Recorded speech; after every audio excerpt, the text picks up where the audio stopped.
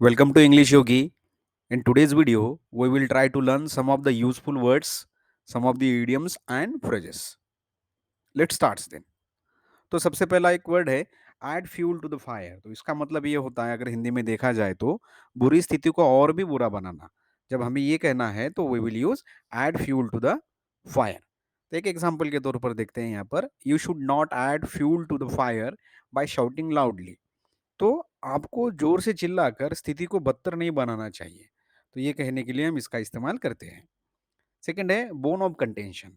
Bone of contention इसका मतलब होता है विवाद का विषय, जिसे हम कॉज ऑफ डिस्प्यूट कहते हैं। मतलब झगड़े का जो कोई कारण हो, तो वो कहने के लिए हम बोन ऑफ कंटेंशन ऐसा वर्ड लिखते हैं। फॉर एग्जाम्पल हमने एक सेंटेंस में यूज़ किया है उसको, the main bone of contention is the examination system. देखा जाए तो इसका हिंदी में ट्रांसलेशन ये हो गया, विवाद की मुख्य जड़ परीक्षा प्रणाली है। तो बोन ऑफ कंटेंशन का मतलब हो गया विवाद का विषय। नेक्स्ट वर्ड है एप्पल ऑफ वन आई। आँख का तारा, किसी की आँख का तारा होना, ये कहने के लिए हम एप्पल ऑफ वन आई कहते हैं। वेरी डियर पर्सन मतलब बहुत ही नजदीक का जो व्यक्ति हो, तो उसे हम क्या कहते हैं? Apple of one eye. My daughter is the apple of my eye. मेरी बेटी मेरी आँख का तारा है। तो this is what the exactly the meaning of the word.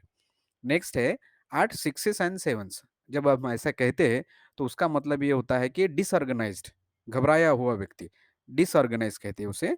Everything in the house was at sixes and sevens. घर में सब कुछ अस्त व्यस्त था, सब कुछ अस्त व्यस्त था, ये कहने के लिए हमने किसका इस्तेमाल किया है? एट सिक्सेस एंड सेवन्स का। नेक्स्ट वर्ड है to be in good books of. मतलब किसी के पक्ष में होना, मतलब किसी के फेवर में हमको वो फेवर करने वाला व्यक्ति हो, तो वो उस वक्त हमको ये कहना जाता है कि किसी के पक्ष में होना। जैसा as John studies regularly he is in good books of his teacher. जैसा कि जॉन नियमित रूप से पढ़ता है तो वह अपने शिक्षक की अच्छी किताबों में है, मतलब शिक्षक उसके बारे में अच्छे सोचते हैं। तो उस वक्त कहने के लिए हम ये वर्ड का इस्तेमाल करते हैं, to be in good books of.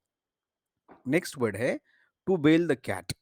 Here असंभव कठिन कार्य करना, तो उसे हम जब कहते हैं तो टू बेल द कैट ऐसा वर्ड इस्तेमाल किया जाता है। मतलब perform a dairying and difficult act.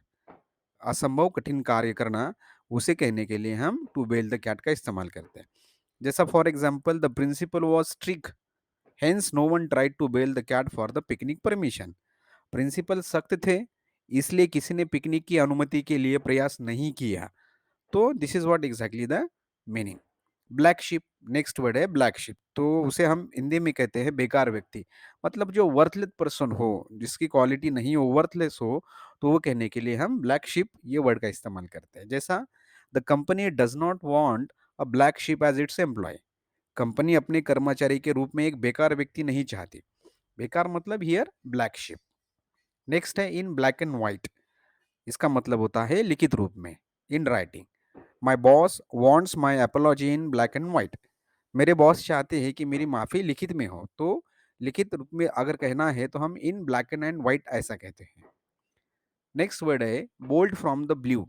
अचानक चौंकाना, अनएक्सपेक्टेड इवेंट उसे कहते हैं हम। तो जैसा his denial of the job was a bolt from the blue to me.